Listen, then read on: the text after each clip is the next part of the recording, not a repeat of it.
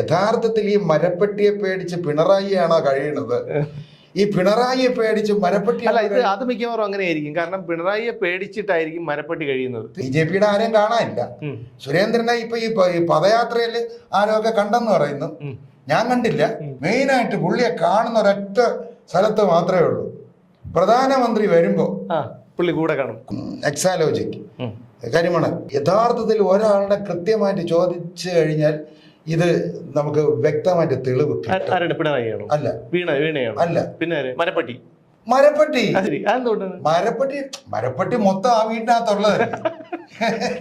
അപ്പൊ മരപ്പെട്ടിയെ വിളിച്ച് കൃത്യമായിട്ട് ചോദ്യം ചെയ്യേണ്ട രീതി ചെയ്തു കഴിഞ്ഞാൽ മരപ്പെട്ടി തത്ത പറയും പോലെ പറയില്ലല്ലോ, മരപ്പെട്ടി പറയും പോലെ പറയും. നമസ്കാരം. നമ്മുടെ ലീഡർ കെ കരുണാകരന്റെ മകൾ പത്മജ വേണുഗോപാൽ BJPയിലേക്ക് പോയ വാർത്ത ഞെട്ടലോടെയാണ് രാഷ്ട്രീയ കേരളവും പൊതുസമൂഹവും കേട്ടത്. പലരുടെയും ഞെട്ടൽ ഇതുവരെ മാറിയിട്ടില്ല എന്നാണ് അറിയുന്നത്. അപ്പോൾ രാഷ്ട്രീയ നേതാക്കളും പ്രമുഖരായ പല വ്യക്തികളും മതമേലധ്യക്ഷന്മാരും ഒക്കെ ഈ വിഷയത്തിൽ പ്രതികരിച്ചിട്ടുണ്ട്. കാരണം മറ്റൊരു വ്യക്തി പോകുന്നത് പോലെയല്ല, BJPയിലേക്ക് പോകുന്നത് പോലെയല്ല ലീഡർ കരുണാകരന്റെ മകൾ BJPയിലേക്ക് പോകുന്നത്. അപ്പോൾ നമുക്ക് ഈ സമൂഹത്തിലെ, ഞാൻ പറഞ്ഞല്ലോ, പല തലത്തിലുള്ള പല മേഖലയിലുള്ള ആൾക്കാരും ഈ വിഷയത്തിൽ പ്രതികരിച്ചിരുന്നു. പക്ഷേ നമ്മൾ ഈ ലോ ക്ലാസ് ആൾക്കാരുടെ, അതായത് താഴ്ന്ന രീതിയിൽ ചിന്തിക്കുന്ന ആൾക്കാരുടെ കൂടി അഭിപ്രായം നമ്മൾ കേൾക്കേണ്ടതുണ്ട്. അപ്പോൾ അത്തരക്കാരുടെ ഒരു പ്രതിനിധിയായിട്ട് എത്തിയിരിക്കുന്നു ജയൻ ശിവൻസ്. നമസ്കാരം. അല്ല ചേട്ടാ, ഈ പത്മജ പോയതിനെ കുറിച്ച് താങ്കൾ എങ്ങനെ കാണുന്നത്? തുടക്കത്തിലെ സുമേഷ് പറഞ്ഞില്ലേ, ഞെട്ടലോടുകൂടിയാണ് എല്ലാവരും കേട്ടത്. സത്യം, ആ ഞെട്ടലിൽ നിന്ന് ഞാൻ ഇതുവരെ മാറിയിട്ടില്ല. എന്തുകൊണ്ടാ? കാരണം എന്ന് പറഞ്ഞു കഴിഞ്ഞാൽ വളരെ ചെറുതിലെ തന്നെ, അതായത് ഈ മുട്ടിലെഴിഞ്ഞ് നടക്കുന്ന സമയത്ത് തന്നെ ഈ കോൺഗ്രസ് എന്ന് പറഞ്ഞ് രാഷ്ട്രീയത്തിലോട്ട് വന്ന ആളാണ് പത്മജ. നഴ്സറിയിലായി, പിന്നെ സ്കൂളിലായി, കോളേജിലായി ഒരുപാട് കഠിന പ്രയത്നം ചെയ്തിട്ടാണ് അവർ ഈ ഇന്നത്തെ നിലയിലെത്തിയത്. അപ്പൊ അവര് ഈ പാർട്ടിയിൽ നിന്ന് പോയി BJP ചേരുന്നു എന്ന് പറയുമ്പോഴത്തേക്ക് സത്യം പറഞ്ഞു കഴിഞ്ഞാൽ ഞെട്ടലല്ല. അതാ ഈ കൈയൊക്കെ കണ്ടില്ലേ, ഇപ്പോഴും ആ രോമം ഒഴിച്ചു. രോമം എന്ന് പറയുന്നത് തൊലിയിച്ചോന്നല്ലേ പറയാൻ പറ്റും, രോമം ഇല്ലല്ലോ. അല്ല, എന്തായാലും ആ ഒരു തൊലിയിച്ചോ. അപ്പൊ അങ്ങനെയാണ്. പക്ഷെ ഇതിന്റെ പിന്നിൽ പെട്ടെന്നൊരു ദിവസം അവർ അങ്ങനെ പോകാൻ സാധ്യതയുണ്ടോ?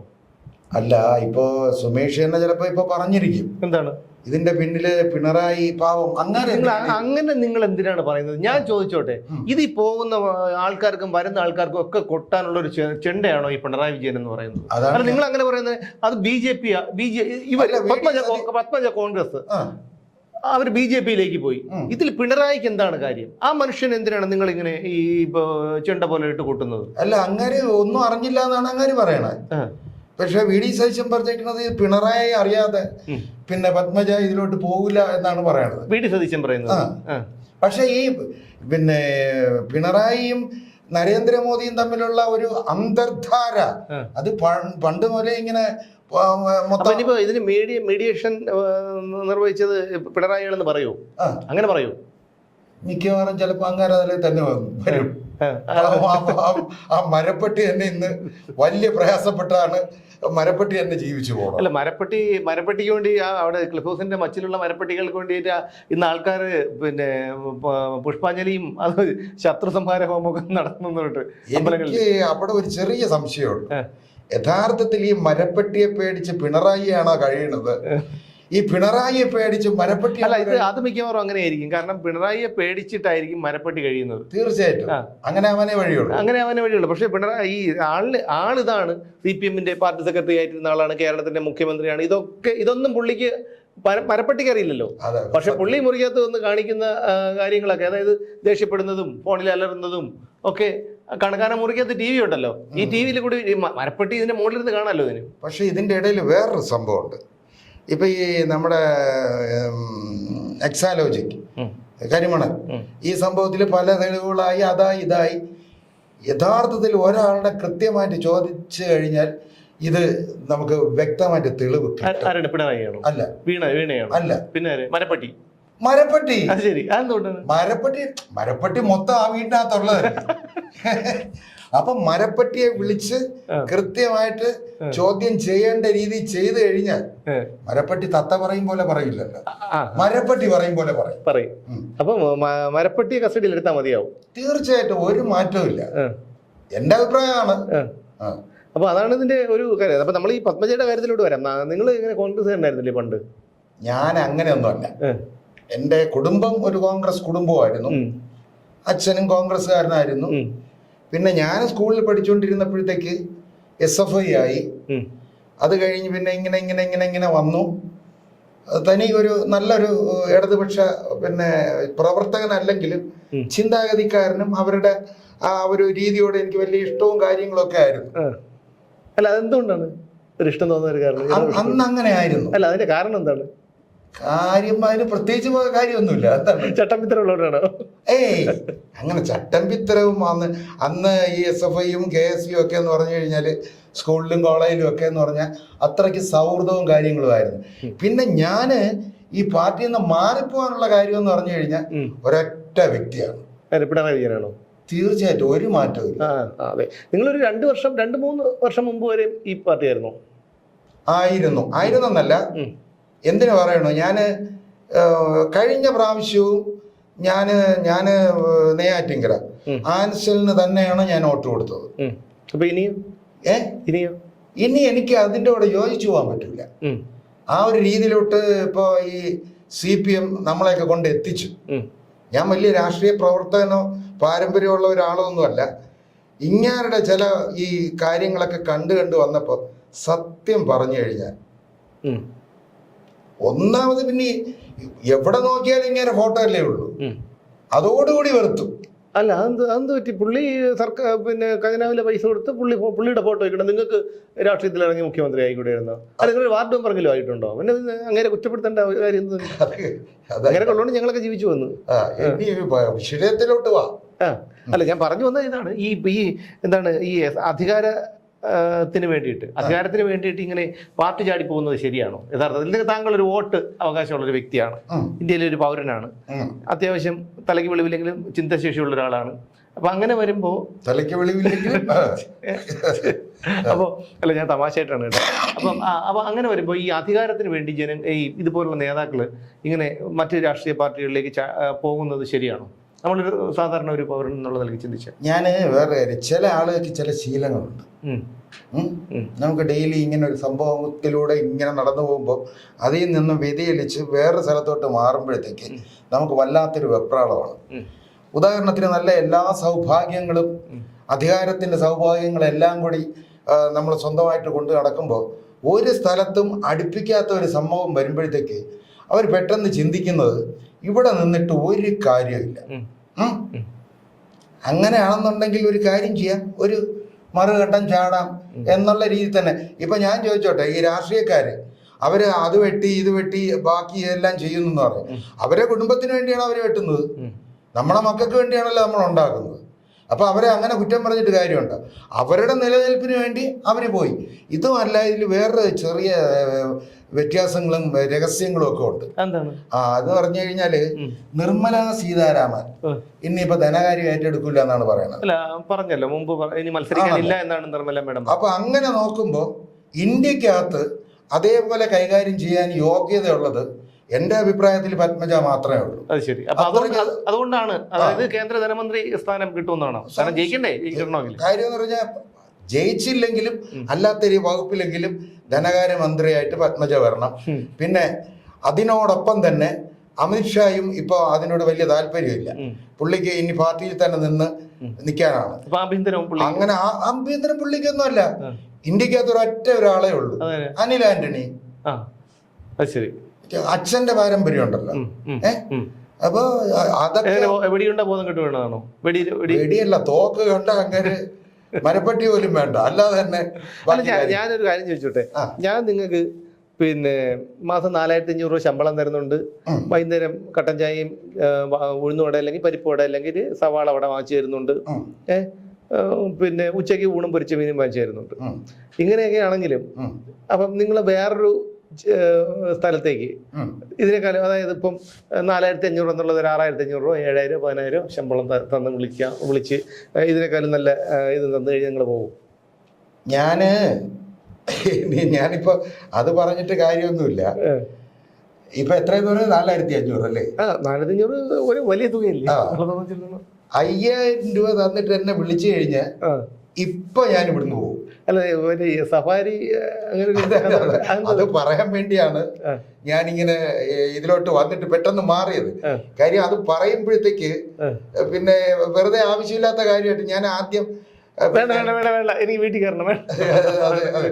അപ്പൊ അവിടെ ജോലി ചെയ്തോണ്ടിരുന്നത് പിന്നെ ഒരു ചാനലില്. അപ്പൊ ഞാനിങ്ങനെ പോകാനായിട്ടൊക്കെ ഉള്ള തീരുമാനമായപ്പോ എൻ്റെ അടുത്ത് പറഞ്ഞു, ചേട്ടാ അങ്ങനെ പോകരുത്, നമുക്ക് 2 വണ്ടി എടുക്കണം, ഒന്ന് സഫാരി, ഒന്ന് സ്കോർപിയോ. ഞാൻ ചോദിച്ചു ഈ 2 വണ്ടി എന്താണ്? അത്യാവശ്യം ഇപ്പൊ ഇവിടെ ഉള്ള ആ സ്കൂട്ടറിന് പെട്രോൾ അടിക്കാനുള്ള ഒരു ഏർപ്പാട് ഉണ്ടാക്കാൻ പറഞ്ഞു. അതല്ല ചേട്ടാ, സെറ്റപ്പ് ഒക്കെ മാറി വരികയാണ്. സഫാരി എന്ന് പറയുന്നത് നമുക്ക് പിന്നെ അത്യാവശ്യം നമ്മുടെ എന്തെങ്കിലും ഫംഗ്ഷനോ കാര്യത്തിനോ ഒക്കെ പോകാൻ വേണ്ടി, സ്കോർപിയോ ന്യൂസിന് വേണ്ടി മാത്രം. അപ്പൊ എന്നാണ് സഫാരിയുടെ ഒരു ഫോട്ടോ എന്നെ കൊണ്ട് കാണിച്ചു കഴിഞ്ഞാൽ അപ്പൊ ഞാൻ പോകും. നിങ്ങൾ അങ്ങനെ പോകുമ്പോൾ അങ്ങനെ പോകണമെങ്കിൽ എനിക്കൊന്ന് പറഞ്ഞ് വേറെ ഒരാളിനെ കൂടെ അറേഞ്ച് ചെയ്ത് തന്നിട്ട് പോകണം. തീർച്ചയായും എനിക്കിത് പൂട്ടാൻ വയ്യ. അത് വേണ്ട, അയ്യോ അത് വേണ്ട. അപ്പൊ അതുകൊണ്ട് ആ ഒരു ഇത് കാണിക്കണം. കാരണം പത്മജയെ പോലെ നിങ്ങൾ പെട്ടെന്ന് ചാടി പോകരുത്. ഇല്ലല്ല അല്ല, അതുകൊണ്ടാണ് ഞാൻ പറഞ്ഞത്. കാരണം ഈ ചോദിക്കുക അപ്പൊ പിന്നെ നിങ്ങളും പത്മജയും തമ്മിൽ എന്താണ് വ്യത്യാസം? ഏതാ നിങ്ങളും പത്മജയും തമ്മിൽ എന്താണ് വ്യത്യാസം? എന്റെ പൊന്ന് സുമേഷേ, അധികാര കൊതിയുണ്ട്, ഒരു അധികാരം കിട്ടും, അടുത്ത് BJP തന്നെ വരുമെന്നാണ്, ഒരു മാറ്റവും ഇല്ല, അതിൽ യാതൊരു സംശയവും ഇല്ല. അപ്പോഴത്തേക്ക് ആ BJP പോലുള്ളൊരു ഈ കോൺഗ്രസ് എന്ന് പറഞ്ഞാൽ, ഞാൻ ഒന്ന് ചോദിച്ചോട്ടെ, ഇവിടെ കോൺഗ്രസ് എന്താണ്? അതാദ്യം പറ. ശരിയാണ്, തീർച്ചയായിട്ടും. അതെല്ലാ കേരളത്തിലെ നമ്മളിപ്പോ ഒരു തമാശയിൽ കൂടിയാണ് ഇത്, വെറുതെ ഒരു വർത്തമാനം പോലെ പറഞ്ഞു പോകുകയാണെങ്കിലും കേരളത്തിലെ ഓരോ മനുഷ്യരുടെ ഉള്ളിലുള്ള ഒരു ചോദ്യമാണ് ഈ കോൺഗ്രസ് എന്ന് പറഞ്ഞാൽ എന്താണ്? കുറെ എന്തെങ്കിലും സെക്രട്ടേറിയറ്റ് ഇവിടെ നമ്മൾ കാണുന്നുണ്ട്. എന്തെങ്കിലും ഒരു സമരം നടക്കുമ്പോൾ കുറച്ച് യൂത്ത് കോൺഗ്രസ്സുകാർ ഇങ്ങോട്ട് വരുന്നു, ആ ബാരിക്കേഡിന്റെ മുമ്പിൽ ചാടി കയറുന്നു, ചെളിവെള്ളം പോലീസ് ജലപീരങ്കി വെച്ച് അടിക്കുന്നു, അത് വായിലും ദേഹത്ത് മുഴുവൻ വീഴുന്നു, ചൊറിയുന്നു, എണീറ്റ് പോകുന്നു. കുറെ അവരെ കൊണ്ടുപോയി റിമാൻഡ് ചെയ്യുന്നു. അപ്പോഴത്തേക്ക് കുറച്ച് ഫോട്ടോസ് പിറ്റേ ദിവസം വരുന്നു. അതായത് സത്യം പറഞ്ഞു കഴിഞ്ഞാൽ ഈ സമരത്തിന്, യൂത്ത് കോൺഗ്രസിന്റെ സമരത്തിന് വരുന്ന ആൾക്കാർക്ക് ഈ ഫ്രണ്ടിൽ നിൽക്കാൻ അടി എന്ന് അവരെ സംബന്ധിക്കുന്ന വിഷയമല്ല. കാരണം ക്യാമറയുടെ മുമ്പിൽ വരണം, പത്രത്തിൽ വരണം, മീഡിയയിൽ വരണം. ക്യാമറാമാൻ ആണെന്നുള്ള രീതിയിൽ ഞാനൊന്ന് പറഞ്ഞോട്ടെ. ഇപ്പൊ സെക്രട്ടേറിയറ്റിൽ ഇങ്ങനെ യൂത്ത് കോൺഗ്രസിന്റെ ഒരു സമരം നടക്കുകയാണ്. അപ്പൊ നമുക്കറിയാം അവർ ദൂരേന്ന് ജാഥയായിട്ട് വരുന്നു. അപ്പൊ ഞങ്ങളെ സുഹൃത്തുക്കൾ പറയും, ഇപ്പോൾ ഒരു കാര്യമുണ്ട്, അവരവിടെ വന്നിട്ട് സെക്രട്ടേറിയറ്റ് ആ ഗേറ്റിന്റെ ഫ്രണ്ടിൽ നിൽക്കും. അടുത്ത ജോലി എന്ന് പറഞ്ഞു കഴിഞ്ഞാൽ ആ ഗേറ്റിനോട്ട് പിടിച്ചു കയറുന്ന ഒരു രീതിയാണ്. അപ്പോഴത്തേക്ക് വെള്ളം ചീറ്റും, എല്ലാവരും കൂടെ വന്ന് താഴെ വീഴും, ചാടി അടിയിക്കും, പോലീസിൻ്റെ 2 അടി കൊള്ളും, തിരിച്ചു പോകും. ഇതല്ലാതെ ഈ കോൺഗ്രസ് നമ്മുടെ ഈ കേരള ജനതയ്ക്ക് വേണ്ടി എന്താണ് ശബ്ദിച്ച് എന്തെങ്കിലും കാര്യം പറയാൻ? കോൺഗ്രസിന്റെ കാര്യം മാത്രമല്ല, BJP എന്ത് ചെയ്യുന്നു ഇവിടെ? BJP ഒന്നും ചെയ്തില്ല. അപ്പൊ സത്യം പറഞ്ഞു കഴിഞ്ഞാൽ നമ്മൾ രാഷ്ട്രീയം മടുത്തു. പിന്നെ കുറെ എണ്ണം സ്ഥിരം രാവിലെ ആവുമ്പോൾ ഒരു ജോലി ഇല്ലാതെ കൃത്യമായിട്ട് ഒരു പാർട്ടി എന്നല്ല, എല്ലാ പാർട്ടി, BJPയുടെ ആരെയും കാണാനില്ല. സുരേന്ദ്രനെ ഇപ്പൊ ഈ പദയാത്രയിൽ ആരൊക്കെ കണ്ടെന്ന് പറയുന്നു, ഞാൻ കണ്ടില്ല. ഈ പദയാത്ര വരുമ്പോ പിന്നെ മെയിനായിട്ട് പുള്ളിയെ കാണുന്ന ഒരൊറ്റ സ്ഥലത്ത് മാത്രമേ ഉള്ളൂ. പ്രധാനമന്ത്രി വരുമ്പോ പുള്ളി കൂടെ അങ്ങ് നെളിഞ്ഞങ്ങ് നിൽക്കാനായിട്ട് ഒരു മാറ്റവും ഇല്ല. ഇതിനിടയ്ക്ക് സുരേഷ് ഗോപിയുടെ ഇതിനു വേണ്ടി തൃശ്ശൂർ വന്നല്ലോ മുമ്പ്, ഒരു 2 മാസത്തിന് മുമ്പ്. അപ്പോഴും സുരേഷ് ഗോപിയെ ബാക്കിലായിക്കൊണ്ട് പുള്ളി ഫ്രണ്ടിലുണ്ട്. അപ്പൊ ഈ ഇപ്പൊ എന്താ യാത്ര, പദയാത്ര അതിലാരൊക്കെ കണ്ടെന്ന് പറയുന്നു. അതേപോലെ ഈ BJPയെ കൊണ്ടും കൊള്ളൂല, പിന്നെ കോൺഗ്രസിനെ കൊണ്ടും കൊള്ളൂല. അപ്പൊ ചോദിക്കും CPM-നെ കൊണ്ട് കൊള്ളാമോ? ഒട്ടും കൊള്ളൂല. എന്റെ പൊന്നെ, മടുത്ത്. അപ്പൊ ഇതാണ് കേരളത്തിലെ ഓരോ ആൾക്കാരുടെ ചിന്താഗതി. എന്നെ പോലെ ചിന്തിക്കുന്നവരാണ് മൊത്തം ആളുകളും. അതെ, ഒരു മാറ്റവും ഇല്ല. പിന്നെ തുറന്ന് പറയാനുള്ള മടിയുണ്ട്, മടിയല്ല ഭയം കൊണ്ട് മാത്രമല്ല. അത് ശരിയാണ്. ഈ സാധാരണ കടക്കാർക്ക് പോലും ഒരു തട്ടുകട നടത്തുന്ന ആളുകൾ പോലും പരസ്യമായി പ്രതികരിക്കുന്നുണ്ട്. അവിടെ എന്തെങ്കിലും ഞങ്ങളുടെ നേതാവിനെ പറഞ്ഞില്ലിടാന്ന് ചോദിച്ചിട്ട് ഒരു ചെങ്കോണകം കൊണ്ട് കുത്തിവെച്ച് കഴിഞ്ഞാൽ തീർന്നു, അവന്റെ കടയിൽ തുറക്കൂല. ഉദാഹരണത്തിന് നമ്മൾ ഇന്നലെ സെക്രട്ടേറിയറ്റ് നടയിൽ ചെന്നപ്പോ നിസ്സാര സംഭവമാണ്, ഒരു MLA-യുടെ വണ്ടി നട റോഡിൽ പാർക്ക് ചെയ്തിരിക്കുന്നു. സാധാരണ നമ്മൾ ഒതുങ്ങി നിന്നാ പോലും പോലീസുകാരൻ വന്ന് ആദ്യം ചോദിക്കണം, എന്തോടാ കാര്യം, വണ്ടി ഒതുക്കാൻ പറയും. MLA-യുടെ വണ്ടി നടുക്ക് കിടക്കുന്നു, അതിനെ ഞാൻ ഷൂട്ട് ചെയ്യുന്നു. അപ്പോഴത്തേക്ക് എവിടുന്നോ വന്ന ഖദർ, അവന്റെ ഖദർ കണ്ടാൽ അറിയാൻ സ്കെയിൽ വെച്ചാണ് തേച്ചേക്കുന്നത്. കാര്യം ആ ലൈൻ അങ്ങോട്ടോ ഇങ്ങോട്ടോ ഇല്ല, സ്കെയിൽ വെച്ച് തേച്ച് കൃത്യമായിട്ട് പൗഡറൊക്കെ അടിച്ച് നിൽക്കുകയാണ്. എന്താണ് പ്രശ്നം? ഞാൻ പറഞ്ഞു പ്രശ്നമൊന്നുമില്ല, ഞാനിത് എടുക്കുന്നു. അല്ല, ഈ വണ്ടിയെ തന്നെ എടുക്കാനായിട്ട് കാര്യം എന്താണ്? സുമേഷ് ഉണ്ട് അപ്പുറത്ത്, സുമേഷ് നോക്കിക്കൊണ്ട് നിൽക്കുന്നേ ഉള്ളൂ. അല്ല, ഈ വണ്ടിയിലൊരു പ്രത്യേകത കണ്ടോണ്ടാണ് ഞാൻ എടുത്തത്. ഇങ്ങനെയാണ് എടുക്കുന്നത്. ഞാൻ പറയും എനിക്ക് എടുക്കാൻ അറിയാന്നുള്ള രീതിയിൽ എടുത്തു, താങ്കൾ വേണമെന്നുണ്ടെങ്കിൽ നല്ല രീതിയിലൊന്ന് എടുത്തതാ. ഞാൻ പഠിച്ച ഫോട്ടോഗ്രാഫി വെച്ച് ഞാൻ എടുക്കുകയാണ്. അതല്ല, ഇത്രയും വണ്ടികൾ കിടക്കുന്നു, അപ്പൊ ഇതിനെ തന്നെ എടുക്കണമെന്നുള്ള ഒരു നിർബന്ധം എന്താണ്? ഞാൻ പറഞ്ഞ അത് നടുക്ക് കിടക്കുന്നതുകൊണ്ട് എടുത്തു. അപ്പോഴത്തേക്ക് ഒരു കൊച്ചിനെയും കൊണ്ട് അച്ഛനും മോളും, കൊച്ചുകുട്ടി അത് പുറകിലിരിക്കുകയാണ്. ഇന്നലത്തെ വാർത്ത കണ്ടു കഴിഞ്ഞാൽ അറിയാം. അത് ഇന്നലെയല്ലേ നമ്മൾ ഇന്നലെ ഈ മറ്റേ ഇത് പാമ്പും കോണിയും കളിക്കും പോലെയാണ്. ഇടത്തോട്ട് വരുന്നു, അവിടെ പോകാന്ന് വൃത്തിയില്ല, വലത്തോട്ട് പോകുന്നു, ഇടത്തോട്ട് പോകുന്നു. ഈ ഒരു MLA-യുടെ വണ്ടി മാത്രം അവിടെ പാർക്ക് ചെയ്തതിന്റെ പേരില് ഇപ്പുറത്ത് വേറൊരു MLA-യുടെ വണ്ടി ഉണ്ടായിരുന്നു, എടുത്തോണ്ട് പോയി. അപ്പോഴാണ് സുമേഷ് വരുന്നത് ഈ കാര്യം. അപ്പോ അവർക്ക് എന്തോ ആവാം, സാധാരണപ്പെട്ട ജനത്തിന് ഒന്നും പറയാനും വയ്യ, ഒന്നും ചെയ്യാനും വയ്യാത്തൊരു അവസ്ഥയിലാണ് ഇപ്പോൾ ഈ കേരളത്തിൽ നമ്മൾ ജീവിക്കുന്നത്. സത്യം അല്ല, അത് ശരിയാണ്. കാരണം ഇന്നലെ സെക്രട്ടേറിയറ്റിന്റെ നടയിൽ അവിടെ ഒരുപാട് സമരങ്ങൾ നടക്കുകയാണ്. ഇന്നലെ തന്നെയാണ് ചാകരയാണ്. ഒരുപാട് സമരങ്ങൾ നടക്കുന്ന ഒരു സമയത്ത് വണ്ടി ഇടാൻ വേണ്ടി ഇഷ്ടംപോലെ സ്ഥലം, കാരണം നേതാക്കൾക്ക് ഈ സമരങ്ങളിൽ പങ്കെടുക്കാനും അതിന്റെ ഉദ്ഘാടനത്തിനും ഒക്കെ ആയിട്ട് അവർക്ക് പങ്കെടുത്തേ പറ്റൂ. അപ്പോൾ അങ്ങനെ വരുമ്പോൾ ഇവർ ഒന്നുകിൽ വണ്ടി കൊണ്ടുവന്ന് സെക്രട്ടറിന്റെ പരിസരത്ത് എവിടെയെങ്കിലും പാർക്ക് ചെയ്യണം. കാരണം ഇവരെല്ലാം വണ്ടി ഓടിച്ചു വരുന്നത് ഡ്രൈവർമാരാണ്. എന്നിട്ട് പോകാൻ നേരത്ത് വിളിച്ചു കഴിഞ്ഞാൽ ഡ്രൈവർ വരുമല്ലോ. പക്ഷെ അതിന് പകരം ഇവർ ചെയ്യുന്നത് എന്താണ്?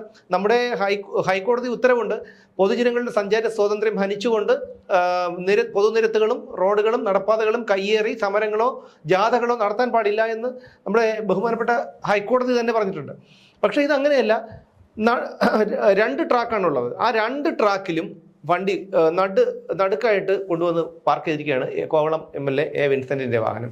തൊട്ടിപ്പുറത്ത് മറ്റൊരു ഫാർമസിസ്റ്റുകളുടെ സമരം ഉദ്ഘാടനം ചെയ്യാനോ മറ്റോ വന്ന കടകംപള്ളി സുരേന്ദ്രന്റെ വാഹനം ഇപ്പുറത്ത്.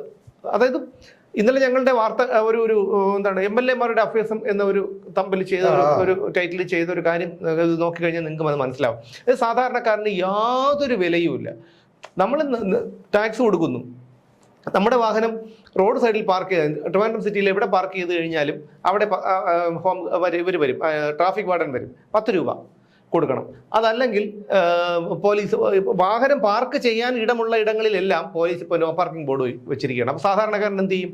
അവർക്കത് കൊടുത്തു വരും. പക്ഷേ ഇവർക്ക് എന്തും ചെയ്യാം.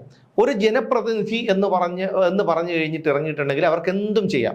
എന്നാൽ എന്താണ് യഥാർത്ഥ ജനപ്രതിനിധികൾ എന്ന് പറഞ്ഞാൽ പൊതുജനങ്ങൾക്ക് ഒരു മാതൃകയാകേണ്ട ആൾക്കാരാണ്. എന്നാൽ മാതൃക ആകണം എന്നൊന്നും പറയണ്ട, മനുഷ്യനെ പോലെ ജീവിച്ചുകൂടെ എന്ന് മാത്രമേ നമ്മൾ ചോദിക്കുന്നുള്ളൂ. അത്രയേ ഉള്ളൂ. ഇന്നലെ തന്നെ വന്നു അയാൾ, ഒരു നമ്മളെടുത്ത് ഇങ്ങോട്ട് വന്ന് വഴക്കിടാൻ വന്ന ആള്. കാരണം രഞ്ജേട്ടൻ അത് എടുത്തുകൊണ്ടിരിക്കുകയാണ്. കാരണം ഇത് ചെയ്യാൻ പാടില്ല. ഞങ്ങൾക്ക് രാഷ്ട്രീയം ഇല്ല. ഞാനിപ്പോൾ ഒരു കാര്യം തീരുമാനിച്ചു, ഈ കൊല്ലം മുതൽ ഞാൻ വോട്ട് ചെയ്യാനും പോകുന്നില്ല. ഒരു പാർട്ടിയും മടുത്തു. കാരണം എന്തിനാ വോട്ട് ചെയ്യണ്ടായിരുന്നു? പിന്നെ എനിക്ക് ഭ്രാന്തല്ലേ ഇവിടെ നിന്ന്, പിന്നെ എന്റെ ജോലിയും മെനക്കെടുത്തി അവിടെ ചെന്ന് ക്യൂവിൽ നിന്ന് ഇവനൊക്കെ വോട്ട് കുത്തി ഇവനൊക്കെ ജയിപ്പിച്ചു വിടാൻ. ആ പാവം ഞാൻ കേൾക്കേണ്ട കാര്യമുണ്ടോ? അതിന്റെ ആവശ്യമൊന്നുമില്ല. ഒരു പാർട്ടിക്ക് ഞാൻ വോട്ട് ചെയ്യുന്നില്ല. ഇനി ഏതെങ്കിലും യോഗ്യനായിട്ടുള്ളവർ ഏതെങ്കിലും ഒരുത്തൻ നിൽക്കുന്നു എന്ന് ഏതെങ്കിലും കാലത്ത് എനിക്ക് ബോധ്യം ഉണ്ടെങ്കിൽ അപ്പോൾ നോക്കാം, ആലോചിക്കാം. അല്ലാതെ എനിക്ക് ഇതിൽ താല്പര്യമേ ഇല്ല വോട്ട് ചെയ്യുന്നത്. എനിക്ക് ഏറ്റവും വലിയ സംഭവം എന്ന് പറയുന്നത്, നമ്മുടെ വീടിന്റെ നടയിൽ വന്ന് നിന്നിട്ട് എങ്ങനെ സുഖമാണല്ലോ, അച്ഛനൊക്കെ സുഖമാണ്, അച്ഛൻ മരിച്ചിട്ട് 20 വർഷമായി, അച്ഛനൊക്കെ സുഖമാണല്ലോ, എന്നാലും പറയാം സുഖമാണ്, കുഴപ്പമൊന്നുമില്ല. അപ്പൊ അങ്ങനെയാണ് അപ്പടിയാണ് ഇപ്പടിയാണ് എന്നും പറഞ്ഞ് വോട്ടൊക്കെ വാങ്ങിയിട്ട് പിന്നെ ഇവൻ മന്ത്രിയായി കഴിഞ്ഞാല് അല്ലെങ്കിൽ MLA ആയി കഴിഞ്ഞാല് നമ്മളെ അറിഞ്ഞൂടാ, അറിയില്ല. ഇപ്പൊ എല്ലാവരെയും വീട്ടിൽ ചെന്ന് അവരവരെ കാര്യം ചെയ്തു കൊടുക്കണമെന്നല്ല പറയുന്നത്. MLA ആയി കഴിഞ്ഞാൽ പിന്നെ അവൻ ബാക്കിലൊക്കെ ഇരുന്ന് അവന്റെ പോക്ക് കണ്ടു കഴിഞ്ഞാൽ അവന്റെ വീട്ടിൽ നിന്ന് കൊണ്ടുവന്ന് അവൻ പിന്നെ MLA ആയതുപോലെയാണ് അവന്റെയൊക്കെ ധാരണ. എവനെയൊന്നും വീട്ടിനെ നടയിലടിപ്പിക്കരുത്. വോട്ടിന് വരുമ്പം ഓർഡർ എന്ന് പറയണം, വോട്ടിന് വരണം. സത്യം പറയാം, അത്രയ്ക്ക് ദേഷ്യമുള്ളതുകൊണ്ട് പറയാണ്. ദേഷ്യമാണത് അല്ല, എനിക്ക് മനസ്സിലാവാത്ത, എനിക്ക് ദേഷ്യം വരുന്ന ഒരു കാര്യം ഇതാണ്. കാരണം ഇന്നലെ തന്നെ നമ്മളുടെ തുടക്കാൻ വന്ന പയ്യൻ, അവൻ എവിടുത്തുകാരനെന്ന് എനിക്കറിയില്ല. അവൻ സത്യം പറയാം, എന്റെ സുമേഷ്, എന്റെ കയ്യിൽ ക്യാമറ ഇരുന്നത് കൊണ്ട് ഞാൻ അവന്റെ അടുത്ത് പറഞ്ഞില്ല. ഇല്ലാന്നുണ്ടെങ്കിൽ ഞാൻ ആരാണെന്ന് ഞാൻ അറിയിച്ചു കൊടുത്തത്. ഞാനിങ്ങനെ കളരി അഭ്യാസമൊന്നും അല്ല. അല്ല, പക്ഷേ ഒരു മര്യാദ വേണ്ട. എവിടെന്നോ വന്ന ഒരു യൂത്ത് കോൺഗ്രസ്സിലെ, കാരണം യൂത്ത് കോൺഗ്രസ്സുകാരെയും ഇതുപോലെ ഡിവൈഎഫ്ഐക്കാരും തമ്മിൽ വേർതിരിക്കുന്ന ഒരു കാര്യമുണ്ട്. യൂത്ത് കോൺഗ്രസ്സുകാർ വളരെ മര്യാദയായിട്ടാണ് എന്നായിരുന്നു നമ്മുടെ ധാരണ. അപ്പൊ ഞങ്ങൾ ആരുടെയും കുളിമുറിയിൽ ഒളിച്ചിരുന്നല്ല ഈ വീഡിയോ പകർത്തിയത്. ഞങ്ങൾ ആരുടെയും പിന്നെ സ്വകാര്യ ഇടങ്ങളിലൊന്നും അല്ല. ഞങ്ങൾ പൊതുനിരത്തിൽ നിന്ന് MLA കാണിച്ച ഒരു പിന്നെ എന്താണ് നിയമലംഘനത്തിന് ഞങ്ങൾ അത് ഷൂട്ട് ചെയ്തു. അതിന് വന്നിട്ട് ഞങ്ങൾ പിന്നെ അയാൾ പറഞ്ഞ ഭാഷ ഞങ്ങൾക്ക് ഇവിടെ പറയാൻ പറ്റില്ല. പക്ഷെ അവൻ ഒരു ഭാഷ വിളിച്ചു കഴിഞ്ഞാൽ 30 എണ്ണം തിരിച്ചു വിളിക്കാനുള്ള ഇത് നമുക്കറിയാം. നമ്മള് ഇതിന്റെ യൂണിവേഴ്സിറ്റി നടത്തുന്ന ആളാണെന്നുള്ളത് അവൻ അറിഞ്ഞുകൂടാ. അവനൊക്കെ അറിയാന്നുള്ളത് നമ്മള് പഴയ നിരൂപിച്ച തെറികളാണ്. നമ്മളൊക്കെ എന്ന് പറഞ്ഞാൽ പുതിയ ഐറ്റങ്ങൾ കണ്ടുപിടിച്ച് ആർക്കെതിരെ പ്രയോഗിക്കണമെന്ന് പറഞ്ഞ് ഇങ്ങനെ നടക്കുന്ന കൂട്ടത്തിലാണ്. അപ്പൊ ഈ പൊതുവേദിയിൽ വെച്ച് നമുക്ക് പറയാനുള്ള ബുദ്ധിമുട്ടുണ്ട്. അതുകൊണ്ടാണ് അവന്റെ നമ്പർ വാങ്ങിയിരുന്നെങ്കിൽ ഞാൻ കൃത്യമായിട്ട് അവന്റെ നമ്പറിൽ വിളിച്ച് നല്ല പുതിയ ഐറ്റം കൃത്യമായിട്ട് പറഞ്ഞു കൊടുത്തു. എവിടുന്ന് വന്ന ആളാണ്. പക്ഷെ അയാൾ വന്ന് നമ്മുടെ അടുത്ത് ഇങ്ങനെ ചോദിക്കേണ്ട കാര്യമില്ല ഒന്ന്. അപ്പൊ ഇത്തരക്കാരാണ്. കാരണം രാഷ്ട്രീയം എന്താണ്? രാഷ്ട്രീയം എന്ന് പറഞ്ഞാൽ വയറ്റിപ്പിഴപ്പാണ്. രാഷ്ട്രീയം എന്ന് പറഞ്ഞിട്ട് വയറ്റിപ്പിഴപ്പ് നടത്തിക്കോട്ടെ, കാര്യം ഇത് പിച്ചയെടുക്കും പോലെയാണ്. അതായത് റോഡിൽ കൂടെ ഇപ്പൊ നമ്മളിപ്പോ ലോട്ടറി എന്നെ സമയത്തോളം ഞാൻ ലോട്ടറി എടുക്കുന്ന കൂട്ടത്തിലല്ല. പക്ഷെ ഇത്തിരി പ്രായമായിട്ടുള്ള സ്ത്രീകളോ അല്ലെങ്കിൽ അംഗവൈകല്യരായിട്ടുള്ളവർ വന്നു കഴിഞ്ഞാൽ ഞാൻ നിർബന്ധമായിട്ടും ഇത് എടുക്കുന്നതെന്ന് പറഞ്ഞു കഴിഞ്ഞാൽ അവർക്കൊരു 5 രൂപ കിട്ടാൻ വേണ്ടിയാണ്. അതേപോലെ ഒരു മനസാക്ഷിയുള്ള ആളുകൾ പോലും അല്ല ഈ രാഷ്ട്രീയക്കാര്. പരമതെണ്ടികളായിട്ട് വന്ന് നമ്മുടെ മുമ്പ് ഒന്ന് തെണ്ടിക്കൊണ്ട്. നമ്മൾ കഴിഞ്ഞ 2 ദിവസം മുമ്പ് സെക്രട്ടേറിയറ്റ് മുമ്പിൽ ഇരുന്നപ്പോൾ ഒരു അമ്മച്ചി വന്ന്, ഓർമ്മയില്ലേ? ഒരു അമ്മച്ചി വന്നിട്ട് അവര് ബാലരാമൻ, അതായത് ഇവിടുന്ന് 21 കിലോമീറ്റർ നടന്ന് സെക്രട്ടേറിയറ്റിന്റെ അവിടെ വന്നിട്ട് ലോട്ടറി വിൽക്കാൻ വന്നവരാണ്. സെക്രട്ടേറിയറ്റ് മെഡിക്കൽ കോളേജിൽ പോകും, അവിടെ 6 കിലോമീറ്റർ വീണ്ടും ഉണ്ട്. അവര് എന്തുമാത്രം കഷ്ടപ്പെട്ട് ഇവിടെ ആളുകൾ ജീവിക്കുന്നു. നമ്മൾ ക്യാമറാമാനാണ് അല്ലെങ്കിൽ റിപ്പോർട്ടറാണ്, ബാക്കി കാര്യങ്ങളാണ്. ഞങ്ങൾക്കൊരു ഫംഗ്ഷൻ എടുക്കാൻ വേണ്ടി സെക്രട്ടേറിയറ്റിന്റെ നടയിൽ 10 മണിക്ക് ചെന്ന് കഴിഞ്ഞാൽ നമ്മൾ എത്ര മണിക്ക് ആ വെയിലും കൊണ്ടിട്ട് തിരിച്ചു പോയിരുന്നത്? നിങ്ങൾ കാണുന്നത് ചിലപ്പോൾ 5 മിനിറ്റ് 6 മിനിറ്റ് വാർത്തയായിരിക്കും. ഞങ്ങൾ അവിടെ 3 മണിക്കൂർ നിന്ന് ജോലി ചെയ്തിട്ടാണ് ഒരു വാർത്ത നമ്മൾ ഈ കൊടുക്കുന്നത്. അപ്പോഴത്തേക്ക് ഈ വരുന്നവരെ വല്ല മന്ത്രി ആയിരുന്നാലും പിന്നെ MLA ആയിരുന്നാലും ഒരു ബൈറ്റ് തരാമോ? ഇല്ല, എനിക്ക് സമയമായിപ്പോയി. എവിടെ? ഇതാണ് അവരുടെ. പക്ഷെ വളരെ വളരെ മാന്യമായിട്ട് ഇടപെടുന്ന ആൾക്കാരുണ്ട്, ഒരുപാട് പേരുണ്ട്. നമ്മൾ കണ്ടുടനെ തന്നെ എന്താണ് മാന്യമായിട്ട്. ഞാൻ പറഞ്ഞ എല്ലാ രാഷ്ട്രീയക്കാരെയും അധിക്ഷേപിക്കുകയല്ല, വളരെ അതായത് ഈ മുതിർന്ന നേതാക്കളെ കുറിച്ച് അല്ല പറയുന്നത്. മുതിർന്ന നേതാക്കൾക്ക് അവർക്ക് അതിന്റെ പക്വതയുണ്ട്. അല്ല, ഇവിടുത്തെ ഞാൻ പറഞ്ഞോട്ടെ, പിന്നെ ഒരു യുവ നേതാവ്, ആളിനെ ഞാൻ പറയുന്നില്ല, ആളിപ്പോ ഈ പറഞ്ഞ കുറച്ച് തലക്കനവും കാര്യങ്ങളും ഒക്കെ, അദ്ദേഹം കുറച്ച് ജയിലിലൊക്കെ കിടന്നതിന് ശേഷം അദ്ദേഹത്തിന് ഒരു എന്തോ ആരോ ഒക്കെ ആയിപ്പോ എന്നൊരു തോന്നലുണ്ട്. ജയിലിൽ ഇപ്പൊ സുമേഷ് എത്ര ദിവസം കിടന്നു? 19 ദിവസം. പണ്ട് കണ്ട സുമേഷ് അല്ലല്ലോ ഇപ്പൊ, തലക്കനല്ലേ ഇപ്പൊ. അത് സാറിന് ജയിലിൽ കിടന്നു കഴിഞ്ഞാൽ തലക്കനം ഉണ്ടാവും. എനിക്കും പോണം. പോണോ ഏട്ടാ? തീർച്ചയായിട്ടും. എന്തായാലും നിങ്ങൾക്ക് എല്ലാവിധ ആശംസകളും. ശരി, താങ്ക് യു വെരി മച്ച്. അപ്പൊ ബാക്കി നേതാവിന്റെ കാര്യം പറ. നേതാവിനോട് ഞാൻ വിളിച്ചിട്ട്, അപ്പം കോൺഗ്രസിലെ എന്നെ മറ്റൊരു പ്രമുഖനായ നേതാവ് ആണ് നമ്പർ തന്നത്, ഞാൻ പറഞ്ഞെന്ന് പറഞ്ഞാൽ മതി എന്ന് പറഞ്ഞു. അപ്പൊ ഞാൻ വിളിച്ചു. ഞാനിപ്പോ അത് 3 ദിവസം ട്രൈ ചെയ്തിട്ടാണ് കിട്ടുന്നത്. കോള് ഒന്നുകിൽ കോൾ ബിസി ആയിരിക്കും, അല്ലെങ്കിൽ കോള് റിങ് ചെയ്ത് കട്ടാവും, അങ്ങനെയായിരുന്നു. പിന്നെ അദ്ദേഹം 3ാമത്തെ ദിവസം കിട്ടിയപ്പോൾ ഞാൻ പറഞ്ഞൊരു താങ്കളുടെ ഒരു ഇന്റർവ്യൂ വേണമായിരുന്നു എന്ന് പറഞ്ഞത്. ഞാൻ ആർക്കും ഇപ്പോൾ ഇന്റർവ്യൂ കൊടുക്കാറില്ലല്ലോ, ഇപ്പൊ കൊടുക്കുന്നില്ല എന്ന് പറഞ്ഞ് മനസ്സിൽ എന്ന് പറഞ്ഞിട്ട് ഫോൺ വെച്ചു. മനസ്സിലായ? അപ്പൊ ആ ഒരു രീതിയിലാണ് ഇവരുടെയൊക്കെ എന്തോ ആയി പോയെന്നുള്ള ഒരു ഇതാണ്. അന്ന് നമ്മളെ PC ജോർജിന്റെ അടുത്തൊക്കെ പോയി അല്ലെ, അതായത് ദിവാര സാറ്, സി ദിവാര സാർ, അദ്ദേഹം ചേട്ടയില്ലേ? ഞാൻ ഉണ്ടായിരുന്നു, ഞാനല്ലേ എടുത്തത്. അവിടെ ചെന്നപ്പോ 10 മണിക്ക് ചെല്ലാന്ന് പറഞ്ഞിട്ട് ഞങ്ങള് 10:30 പോയി. വളരെ നമുക്ക് ഈ നിർദോഷകരമായ ചില കള്ളങ്ങൾ പറയാമല്ലോ. അപ്പൊ നമ്മൾ രാവിലെ ഒന്നും കഴിക്കാത്തതുകൊണ്ട് ഞങ്ങളാ ഷാപ്പിൽ കയറി കപ്പയും മീൻകറിയും കോട്ടിക്കറിയും കഴിച്ചിട്ടാണ് പോയത്. അപ്പൊ അങ്ങനെ ഷാപ്പ് കണ്ടപ്പം വണ്ടി അവിടെ നിന്ന് പോയി, അങ്ങനെ പറ്റിയതാണ്. അപ്പൊ അവിടെ ആളുകൾ തെറ്റിദ്ധരിക്കും. രാവിലെയാണ് 9:30 ആയുള്ളൂ, അവിടെ വേറെ ദുരുദ്ദേശമൊന്നുമല്ല. പിന്നെ അവിടെ ചെല്ലുമ്പോൾ നല്ല ഭക്ഷണം കിട്ടുമെന്നുള്ള രീതിയിൽ കയറിയതാണ്. അവിടെ കയറി അരമണിക്കൂറായി. അവിടെ ചെന്നപ്പോൾ PC ഇങ്ങനെ നടക്കുകയാണ്, വീട്ടിന്റെ മുറ്റത്ത് ഇങ്ങനെ നടക്കുകയാണ്. ഞങ്ങൾ വണ്ടി കൊണ്ട് അവിടെ ഇറങ്ങി ഉടനെ PC ഇറങ്ങിയിട്ട് മണി എത്രയാടോ? 10. ഈ അരമണിക്കൂർ എവിടാ പോയി? അത് ട്രാഫിക് ആയിരുന്നു. പിന്നെ എനിക്ക് അങ്ങനെ പറഞ്ഞ ചീത്ത ഇവിടെ പറയാൻ പറ്റില്ല. എനിക്ക് അറിഞ്ഞുകൂടാത്ത സ്ഥലത്തിന്റെ പേരതാ ഭരണങ്ങാനം. പിന്നെ എനിക്ക് അറിഞ്ഞുകൂടാത്ത സ്ഥലമല്ലേ ഇത് എന്നും പറയും പുള്ളി. പിന്നെ നമ്മള് പോയത് അല്ല, ഭരണങ്ങാനത്തെ ബ്ലോക്കത്താണ് നമ്മൾ പറഞ്ഞത്. പുള്ളി നമ്മളെ ചീത്ത വിളിച്ചാലും വാത്സല്യമായിട്ടുള്ള ഒരു വിളിയായിട്ട് മാത്രമേ നമുക്കത് തോന്നും. ഇപ്പൊ ഈ സുമേഷ് പറഞ്ഞ നേതാവ് ഇല്ല ഞാൻ ആർക്കും പിന്നെ ഇന്റർവ്യൂ കൊടുക്കില്ല, ഇയാളാര് ബൈഡനാണ്. അല്ല അതാണ്, അതായത് അതുപോലെ തന്നെ ഒരുപാട് പേര് അതിൽ വളരെ എടുത്തു പറയേണ്ട ഒരാളാണ് കൃഷ്ണകുമാർ, BJP നേതാവും നടനുമായ കൃഷ്ണകുമാർ. അല്ലെ, നമ്മൾ അദ്ദേഹത്തിന് ഇവിടുത്തെ ഒരു ഈ DNA ന്യൂസ് തുടങ്ങുന്ന മുമ്പ് അദ്ദേഹത്തിന്റെ ഒരു ആശംസ എടുക്കാൻ വേണ്ടി ഞാൻ അതിനുമ്പ് അദ്ദേഹത്തിനെ കണ്ടിട്ടില്ല, ഫോൺ ചെയ്തിട്ടില്ല, നമ്പർ കളക്ട് ചെയ്ത് വിളിച്ചു. എന്ത് മാന്യമായിട്ടാ പുള്ളി. ഞാനും സുമേഷുമായിട്ട് ചെന്നുടനെ തന്നെ വളരെ കാര്യമായിട്ടുള്ള ഒരു 5 മിനിറ്റ് മതി, നമുക്കൊരു ആശംസ മാത്രം മതി എന്നും പറഞ്ഞ് അകത്ത് കയറിയപ്പോൾ പുള്ളിയുടെ സ്റ്റുഡിയോ, നമുക്ക് സ്റ്റുഡിയോയ്ക്കകത്ത് വെച്ചെടുക്കാമെന്ന് പറഞ്ഞാൽ സ്റ്റുഡിയോ കയറിയപ്പോൾ എനിക്കൊരു വല്ലാത്തൊരു ഇത് തോന്നി. കാര്യം എന്ന് പറഞ്ഞാൽ അതിനകത്ത് കുറേ സാധനങ്ങൾ ചെയ്യാനുണ്ട്. അപ്പം ഞാൻ പിന്നെ കൃഷ്ണകുമാറിൻ്റെ അടുത്ത് തന്നെ ഞാൻ തന്നെ പറഞ്ഞ് കുറച്ചൊന്നിരുന്ന് വർത്താനം പറഞ്ഞുകൂടെ എന്ന് ചോദിച്ചു. ഭയങ്കര 5 മിനിറ്റ് എന്ന് വിചാരിച്ചു. നമ്മൾ 2 മണിക്കൂർ പുള്ളി.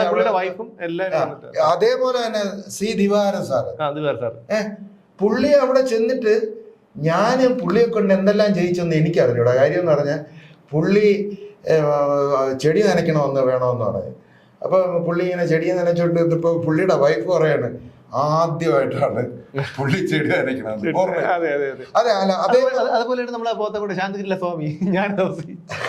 സ്വാമി എന്ന് പറഞ്ഞു കഴിഞ്ഞാല് ഞാൻ സ്വാമിയായിട്ടുള്ള ബന്ധം അത് വേറെയാണ്. ഞാൻ ഒരു 2 വർഷം അവിടെ ക്യാമറാമാനായിട്ടുണ്ടായിരുന്നു. അതിലുപരി എന്നെ ഒരു ഈ ഫീൽഡിലോട്ട്, അതായത് ഒരു പിന്നെ എന്തെങ്കിലും പ്രോഗ്രാം ചെയ്യാനുള്ളത് അല്ലെങ്കിൽ ഒരു വാർത്ത വായിക്കാനുള്ളത് അതിനൊക്കെ ധൈര്യമായിട്ട് എന്നെ പിടിച്ചിറക്കിയ സ്വാമിയാണ്. പിന്നെ സ്വാമി എന്നെ പലതും പറയും. അല്ല, അത് ഒരു കാര്യത്തിൽ പറയുന്നതല്ലോ. അല്ലല്ല, ഒരിക്കലും അല്ല. അതൊരു ആ ഒരു വാത്സല്യത്തോട് കൂടിയിട്ടുള്ള ആ ഒരു ഉപദേശമാണ്. പുള്ളിയുടെ കൂടെ ഇരുന്ന് കഴിഞ്ഞാൽ നമുക്ക് പലതും മനസ്സിലാക്കാനും പഠിക്കാനും പറ്റും. അല്ല, ഒരുപാട്, അതായത് വളരെ അത്ഭുതം തോന്നുന്ന ഒരു കാര്യം, മലയാളത്തിൽ ഞാൻ ആളിനെ പേര് പറയുന്നില്ല, കാരണം എൻ്റെ പുറകിലേ ചില പാരകളുണ്ട്. വളരെ ഞാൻ എന്ത് ചെയ്യുന്നു, ഞാൻ എങ്ങോട്ട് പോകുന്നു, ഞാൻ ആരോട് സംസാരിക്കുന്നു, പിന്നെ എന്താണ് ഞാൻ എന്തൊക്കെ ചെയ്യുന്നു, എൻ്റെ എൻ്റെ ഫാമിലി എന്ത് ചെയ്യുന്നു, ഞാൻ എവിടെ, അങ്ങനെ അറിയാലോ ചേട്ടൻ, ഞാൻ പറഞ്ഞു തരണ്ടല്ലോ. രാവിലെ എന്ത് കഴിച്ചെന്ന് വരെ കൃത്യമായിട്ട് അന്വേഷിച്ച് നടക്കുന്ന ഒരു ടീമുണ്ട്. അപ്പോൾ അതുകൊണ്ട് തന്നെ ഞാൻ ആളിനെ ആരാണെന്ന് ഞാൻ പറയുന്നില്ല. അത് ഇത്തരം കാര്യങ്ങളൊക്കെ അവരൊക്കെ, കാരണം ഞങ്ങളുടെ DNA ന്യൂസിൻ്റെ ഒരു പ്രേക്ഷക തന്നെ അവരാണ്.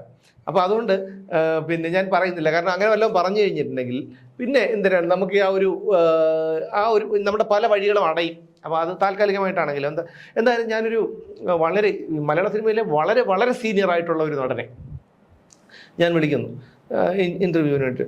പുള്ളി വളരെ ഞാൻ വിചാരിച്ചില്ല, ഭയങ്കര ജാടയൊക്കെ ആയിരിക്കും എന്ന് വിചാരിച്ചു.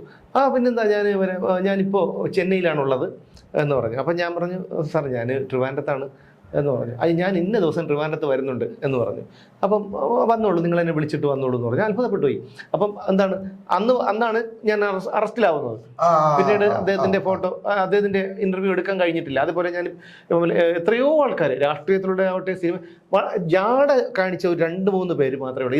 ഇതൊക്കെ നമ്മളെ സംബന്ധിച്ചിടത്തോളം, അതായത് ഇത് മുതിർന്ന ഒരുപാട് എക്സ്പീരിയൻസ് ഉള്ള മാധ്യമ പ്രവർത്തകരും ഒക്കെ ഇത് കേൾക്കുന്നുണ്ടാവും. പക്ഷെ ഞങ്ങളെ സംബന്ധിച്ചിടത്തോളം ഒരു വലിയ കാര്യമാണ് അത്. അറിയാലോ, ഞങ്ങളുടെ ഒരു യൂട്യൂബ് ചാനലിൻ്റെയൊക്കെ ഒരു പരിമിതി അറിയാമല്ലോ.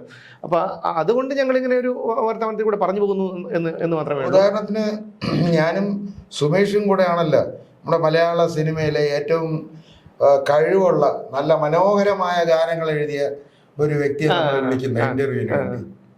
അതെ അതെ അതെ, ഓർമ്മയുണ്ടോ? വിളിച്ചു. അതായത് എനിക്ക് വളരെ വളരെ മാന്യമായിട്ട്, വളരെ എനിക്ക് ഭയങ്കര ഒരു ആരാധനയായിരുന്നു ആ മനുഷ്യൻ്റെ അടുത്ത്. അപ്പോൾ അല്ലേ, നമ്മളൊരിക്കലും കുറ്റം പറയുന്നില്ല, അത് അദ്ദേഹത്തിൻ്റെ നേച്ചർ അതായിരിക്കാം. വളരെ ആരാധന. പക്ഷേ നമുക്ക് പല കാര്യങ്ങൾ പറഞ്ഞ് ഒഴുകാൻ പറ്റും. പക്ഷെ അങ്ങനെയല്ല, ഞാൻ സാർ ഇന്നയാണ്, സാറിൻ്റെ ഇതാണെന്ന് പറഞ്ഞെന്ന് പറഞ്ഞു കഴിഞ്ഞാൽ അത് പിന്നെ ഞാൻ അങ്ങനെ വിഷു ആശംസയാണ് ചോദിച്ചത്. ഞാനങ്ങനെ പ്രൈവറ്റ് ചാനലിലൊന്നും കൊടുക്കാറില്ല. അപ്പം ഞാൻ പറഞ്ഞു സാർ ഒരു ആശംസ മാത്രം മതി. ശരി. അപ്പം ഞാൻ പറഞ്ഞു സാർ എപ്പോഴും ഷൂട്ട് ചെയ്യണ്ടേ? ഷൂട്ടോ? വീഡിയോ ഒന്നും പറ്റില്ല, ഞാനൊരു ഓഡിയോ എടുത്ത് അയച്ചു തരാം. ഞാൻ പറഞ്ഞു സാധനം ഉണ്ടാക്കണ്ട എന്ന് പറഞ്ഞ് ഞാൻ ഫോൺ കട്ട് ചെയ്തു. മതിയായി. കാരണം അദ്ദേഹത്തിൻ്റെ പാട്ട് കേൾക്കാറുണ്ട്, എല്ലാം ശരി തന്നെയാണ്. അപ്പം നമ്മളൊരു വ്യക്തികളെ മനസ്സിലാക്കുന്നത് എങ്ങനെയാണ്? കാരണം നമ്മൾ എന്തുകൊണ്ടാണ് ഇത്തരം കഴിവുകളൊന്നും നമ്മൾ ഈ ദൈവം ഒരുപാട് പേർക്കൊന്നും കൊടുക്കില്ല. അദ്ദേഹം നന്നായിട്ട് എന്താണ് പാട്ട് എഴുതുന്ന ആളാണ്, പിന്നെ അതുപോലെ മ്യൂസിക് കൊടുക്കുന്നത്. ഞാൻ ആളിനെയൊന്നും പറയുന്നില്ല, കൂടുതൽ പറഞ്ഞതും കാളിനെ പിടി കിട്ടും, അതുകൊണ്ട് ഞാൻ ആളിനെ പറയുന്നില്ല, തൊട്ട് കാണിക്കുക. അപ്പം അതുകൊണ്ട് അത് ദൈവം കൊടുക്കുന്ന ഒരു കഴിവാണ്. അപ്പം കലാകാരൻ എന്ന് പറഞ്ഞു കഴിഞ്ഞാൽ കലാകാരൻ എന്നല്ല, ആരായാലും നമുക്കൊരു എളിമ വേണം. എളിമ വേണമെന്ന് ഞാൻ പറയാം, എളിമയും വേണമെന്നല്ല, കാരണം എനിക്ക് വലിയ എളിമ എന്നുള്ളതായിട്ട് എനിക്ക് തോന്നുന്നു. നമുക്ക് ബഹുമാനിക്കേണ്ടവരെ ബഹുമാനിച്ച് തന്നെ തീരണം. പക്ഷെ ജാട കാണിക്കാൻ വന്നാൽ അത് ഏത് മുത്തപ്പനായിരുന്നു അതിന്റെ ആവശ്യമില്ല. ഞാൻ പറഞ്ഞില്ലേ, അതുകൊണ്ടല്ലേ ഞാൻ തക്ക മറുപടി കൊടുത്ത. പുള്ളി അങ്ങ് ഷോക്കായി പോയി. ഞാൻ ഉണ്ടായിരുന്നു, ഞാൻ താ ഉണ്ടാക്കണ്ടെന്ന് പറഞ്ഞു. അങ്ങനെ താ ഉണ്ടാക്കേണ്ടതല്ല, തന്റെ ആശംസയും വേണ്ട. അതെ, അങ്ങനെ എന്താണ് പറഞ്ഞത്. അപ്പൊ എന്തായാലും പുള്ളിക്ക് അതോടുകൂടി തൃപ്തിയായി. കാരണം അതങ്ങനെ ചെയ്യാൻ പാടില്ല കേട്ടോ. നമ്മൾ അവരെയൊക്കെ ഒരു ഇഷ്ടത്തോടു കൂടിയല്ലേ ആൾക്കാരൊക്കെ വിളിക്കുന്നത്. അപ്പൊ അങ്ങനെ വിളിക്കുമ്പോൾ അതേപോലെ വേറൊരു സീരിയലിലൊന്നും യാതൊരു അവസരവും ഇല്ലാതെ സിനിമയിലുണ്ടായിരുന്ന ഒരാളാണ്. 1-2 സിനിമകളിലൊക്കെ അഭിനയിച്ചിട്ടുണ്ട്. ഓർമ്മയുണ്ട? ഒരു 2 സിനിമ നമ്മളെ കരവന് ചായ കുടിച്ചിട്ട് കാറിൽ കയറുന്നപ്പോഴേ വിളിച്ചത്, ഓർമ്മയുണ്ടോ? വിളിച്ചു. എന്തായാലും ഞാൻ പറഞ്ഞുതരാം പിന്നെ. അപ്പോൾ പുള്ളിയെ വിളിച്ചിട്ട് ഞാൻ പറഞ്ഞു, സാർ ചേട്ടാ ഇതേപോലെ ഒരു ചാനലിന് വേണ്ടിയിട്ടുണ്ട്, ഇൻ്റർവ്യൂ വേണം എന്ന് പറഞ്ഞു. അപ്പോൾ പറഞ്ഞതെന്ന് പറഞ്ഞാൽ എനിക്ക് 2-3 ദിവസത്തേക്ക് ഈ ആഴ്ച ഓളം എനിക്ക് ടൈറ്റാണ്. അപ്പം എന്താണ് ഞാൻ എൻ്റെ ഒരു സുഹൃത്ത് അടുത്തൊരു സീരിയലിൽ ഉള്ള എൻ്റെ അടുത്തൊരു സുഹൃത്തുണ്ട്. ഞാൻ പുള്ളിയോട് പിന്നീട് ചോദിച്ചപ്പോൾ പറഞ്ഞു, ഒരു പടമില്ലാതെ ഒരു അവസരമില്ലാതെ ചൊറിയും കുത്തി ഇരിക്കുകയാണെന്ന് പറഞ്ഞു. എന്നിട്ട് പറയുകയാണ്, എനിക്ക് ഒരാഴ്ചയോളം ടൈറ്റാണ്. അത് മാത്രമല്ല, പിന്നെ ഏത് ചാനലിലാണെങ്കിലും എനിക്കൊരു 5000 രൂപ തരാറുണ്ട് എന്നൊക്കെ പറഞ്ഞു. അപ്പോഴേ ഞാൻ മനസ്സിൽ പറഞ്ഞു, വേണ്ട അറിയിക്കാം. മറ്റേ ഈ കിലുക്കത്തിലാണെന്ന് പറഞ്ഞു. അത് വളരെ കറക്റ്റ് ആയിട്ടുള്ള ഒരു ഡയലോഗാണ്. തന്നെയാണ്. അല്ല, അത് അവര് ആ ഒരു സെലിബ്രിറ്റി സ്റ്റാറ്റസ് ഒക്കെ അവര് ഉണ്ടാക്കിയെടുക്കുന്നതാണ്. പക്ഷെ ആയിക്കോട്ടെ, പക്ഷെ എന്താണ്, വളരെ മാന്യമായിട്ട് നമ്മൾ ഭയങ്കര ജാടക്കാരാണ്, അല്ലെങ്കിൽ ഇത്രയും മുതിർന്ന ആൾക്കാരാണ് എന്നൊക്കെ നമ്മൾ മനസ്സിൽ കണ്ടുകൊണ്ട് ഭയപ്പാടോട് എന്ന് വെച്ചാൽ ഒരു ഭയപ്പാട് ആരെടുത്തും ഇല്ല. അതിൻ്റെ എനിക്ക് എന്നെ മാത്രമേ ഭയമുള്ളൂ, അല്ലാതെ വേറെ ലോകത്തൊരാളെ എനിക്ക് ഭയമില്ല.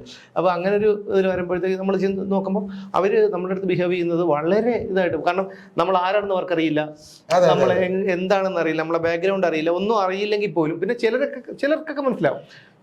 ഉദാഹരണത്തിന് നമ്മുടെ ശ്രീകുമാര സാറിന്റെ വീട്ടിൽ പോയപ്പോ എന്താണ് സംഭവിച്ചത്? നമ്മുടെ നടൻ സംവിധായകൻ ഒക്കെ ആയ പി ശ്രീകുമാർ സാറിന്റെ വീട്ടിൽ ഞങ്ങളുമായിട്ട് യാതൊരു പരിചയമില്ല. അപ്പൊ സുമേഷിന്റെ അടുത്ത് പറഞ്ഞു, ചേട്ടൻ കൂടെ വരണം. ഞങ്ങളുടെ ഓഫീസിന്റെ അവിടെ നിന്ന് നടന്നു കയറാനേ ഉള്ളൂ. ഞങ്ങൾ ചെന്നുമ്പോ പുള്ളി അവിടെ എന്തോ പത്രം എന്തോ വായിച്ചുകൊണ്ടിരിക്കുകയാണ്. ആരാണ്? ഞങ്ങളിങ്ങനെ ഒരു കാര്യം പറഞ്ഞു. വരണം. ഞങ്ങളെ ഇരുന്നില്ല. അതിന് മുമ്പ് അകത്തോട്ട് വിളിച്ച് പറയാണ്, ചായ ആണോ? അല്ലല്ല, ചോറുണ്ടോന്ന് ചോദിക്കുന്നു. ഉച്ച സമയത്ത് ഞങ്ങൾ പോയത്, ചോറുണ്ടോന്ന് ചോദിക്കുന്നു. ഞങ്ങൾ കഴിച്ചു സാർ എന്ന് പറഞ്ഞു. അല്ലല്ല, ചോറ് കഴിക്കാൻ മനസ്സ് വേണ്ട സാർ. എന്നിട്ടും അദ്ദേഹം വൈഫിനോട് പറഞ്ഞ് വെള്ളം കൊണ്ടുപോകും. കാരണം അങ്ങനെ ആയിരിക്കണം. അപ്പോൾ അത്രയും മുതിർന്ന ഒരു പല സ്ഥാനങ്ങൾ വഹിച്ച ഒരാളാണ്. പിന്നെ ചലച്ചിത്ര വികസന കോർപ്പറേഷനിലോ അങ്ങനെ എന്തൊക്കെയോ ആയിരുന്നു അദ്ദേഹം. അതുപോലെ ഇവിടെ CPM-ന് വേണ്ടി CPM-ന് വേണ്ടിയിട്ട് അദ്ദേഹം മത്സരിച്ചിട്ടുണ്ട്. അതുകൂടാതെ എഴുത്തുകാരനാണ്, ഡയറക്ടറാണ്. വിഷ്ണു സിനിമയൊക്കെ അദ്ദേഹമാണ് സംവിധാനം ചെയ്തത്. ഒരുപാട് 150ഓളം സിനിമ, 150 അതിൽ കൂടുതൽ സിനിമയിലൊക്കെ അഭിനയിച്ചിട്ടുണ്ടെന്ന്. അത് എന്തൊരു എളിമയോടുകൂടി. എന്നിട്ട് ഞങ്ങളുടെ ഇവിടെ ഉദ്ഘാടനത്തിന് വന്നു, ബാക്കി കാര്യങ്ങളെല്ലാം ചെയ്തു. ഇപ്പോഴും നമ്മളെ വഴി വെച്ച് കാണാറുണ്ട്, ചിരിക്കാറുണ്ട്, എങ്ങനെയൊക്കെ ഉണ്ട് കാര്യങ്ങൾ എന്ന് ചോദിക്കാറുണ്ട്. അതെ, എപ്പോ കണ്ടാലും അങ്ങനെയുള്ള ആളുകളുണ്ട്. ഈ പറഞ്ഞ ഈ ഗാനരചയിതാവിനെ പോലെയുള്ള ആളുകളുണ്ട്. അതൊന്നും പറഞ്ഞിട്ട് കാര്യമില്ല. ഓരോരുത്തരുടെയും ഇതാണ്. ഇപ്പൊ എന്നെ പോലെ ഇരിക്കും എല്ലാവരും. അതാണ്, അത് ശരിയാണ് കേട്ടോ. നിങ്ങളെ പോലെ ഇരിക്കില്ല. അത് ശരിയാണ്, അത് വളരെ ശരിയായിട്ടുള്ള കാര്യം. നമ്മള് ഇവിടുന്ന് യാത്ര തിരിച്ചത് എറണാകുളത്ത് പോകാനാണ്. പക്ഷെ ഇപ്പം നേരെ MC റോഡ് വഴി കറങ്ങി കോട്ടയം, അങ്ങനെ ചങ്ങനാശ്ശേരി കോട്ടയം വഴി ഏകദേശം മറ്റേ പീരുമേട് എത്താറായി. മുണ്ടക്കയം വഴി കറങ്ങി അതേ നടക്കുള്ളൂ. അപ്പോൾ എന്തായാലും പിന്നെ നമ്മുടെ സ്ഥിരം നമ്മുടെ ചർച്ചയ്ക്ക് കൂടെ ഇരിക്കുന്ന നന്ദേട്ടൻ, അദ്ദേഹം ശിവാലയ ഓട്ടത്തിന് പോയിരിക്കുകയാണ്. അദ്ദേഹത്തിന് നാളെയും പ്രതീക്ഷിക്കണ്ട ശിവാലയ മറ്റന്നാൾ പ്രതീക്ഷിക്കുകയും വേണ്ട, ഞായറാഴ്ച അവധിയാണ്. എൻ്റെ അടുത്ത് നമ്മുടെ ശാന്തിയിലെ സ്വാമി പറഞ്ഞതുപോലെ അപ്പൊ സ്വാമി എങ്ങനെ സ്വാമി, അപ്പൊ എൻ്റെ ശമ്പളമൊക്കെ എങ്ങനെ? ആദ്യത്തെ മാസം പ്രതീക്ഷിക്കേണ്ട. ഇപ്പൊ രണ്ടാമത്തെ മാസം പ്രതീക്ഷിക്കേ വേണ്ട. അപ്പൊ മൂന്നാമത്തെ മാസം എങ്ങനെയാണ്? മൂന്നാം മാസം അത് പിന്നെ ക്ലിയർ ആയില്ലേ, അതങ്ങ് സ്ഥിരപ്പെടുത്തിയാൽ മതി, ഇങ്ങനെ അങ്ങ് പോകും. ശീലമായിക്കോളും. അപ്പൊ എന്തായിരുന്നാലും ഞങ്ങളതൊരു വെറുതെ ഒരു വർത്തമാനത്തിന് വേണ്ടി ഇരുന്നതാണ്. അതൊരു സീരിയസ് വർത്തമാനമാണെങ്കിൽ തന്നെയും ഉള്ള കാര്യം തുറന്നു പറഞ്ഞതാണ്. അത് ചുമ്മാ കയ്യിലിട്ട് പറഞ്ഞതാണ്. നമ്മൾ എന്താണെന്നറിയോ, നമ്മൾ ഈ വലിയ ജാട കാണിച്ചോ ഒന്നും ഇരിക്കണ്ട. കാരണം നമുക്ക് ദേഷ്യപ്പെടാൻ പറ്റുമ്പോൾ ദേഷ്യപ്പെടും. ഞാൻ ആരെടുത്തെല്ലാം ദേഷ്യപ്പെടാം. ഇതിപ്പോ ചർച്ചയ്ക്കെന്നും പറഞ്ഞിട്ട് നമ്മള് ബലം പിടിച്ച് എന്താണ് അങ്ങനത്തെ കാര്യങ്ങള്. ആഗോളവൽക്കരണം എന്ന് പറയുന്നത് സാമ്രാജ്യവൽക്കരണത്തിന്റെ സാമ്രാജ്യിക മൂല്യച്യുതിയിലേക്ക് കടന്നു ചെന്ന് അതിന്റെ അന്തർധാരയിലൂടെ ഇതൊന്നും പറയണ്ട. എന്താണ് രാഷ്ട്രീയം? ഞാൻ പറഞ്ഞതാണ് രാഷ്ട്രീയം. യവനെ ഒന്നും വിശ്വസിക്കരുത്. ഇത് മാത്രമേ എനിക്കും പറയാനുള്ളൂ. ഇതാണ് എനിക്കും പറയാനുള്ളത്. വിശ്വസിക്കരുത്. പിന്നെ അവൻ എന്നൊക്കെ പറയാൻ പിന്നെ നമുക്ക് അതിന് അധികാരമുണ്ട്. കാര്യം നമ്മളെ വോട്ട് വാങ്ങിച്ചിട്ടാണ് നമ്മുടെ ചെലവിലാണ് ജീവിക്കുന്നത്. നമ്മളെ ചെലവിൽ ജീവിക്കുമ്പോ അവനെന്ന് തന്നെ ഇവനെയൊക്കെ പറയണം. അതായത് നമ്മുടെ ഈ ജയസൂര്യ ഒരു സിനിമയിൽ പറഞ്ഞിട്ടുണ്ടല്ലോ, നമ്മുടെ ജോലിക്കാരനാണ്, നമ്മുടെ ശമ്പളം പറ്റുന്ന നമ്മുടെ കൂലിക്കാരാണ് ഇവര്. പക്ഷെ നമ്മൾ എന്താണ് അവര് വലിയ മുതലാളിമാരായി കാണുന്നത്. ഞാൻ ഒരു രാഷ്ട്രീയക്കാരെയും ബഹുമാനിക്കില്ല. ഞാൻ ഒരു രാഷ്ട്രീയക്കാരനെയും ബഹുമാനിക്കുകയില്ല. ചില ഫംഗ്ഷനൊക്കെ വന്നിരിക്കുമ്പോഴേ നമ്മളെ കവർ ചെയ്യാൻ പോവുകയാണ്. ഈ ബാക്കിൽ നിന്ന് വരുമ്പോഴത്തേക്ക് യവന്മാരെല്ലാം ടപടപടപേ എന്ന് പറഞ്ഞെങ്കിൽ ചാടി എണീക്കും.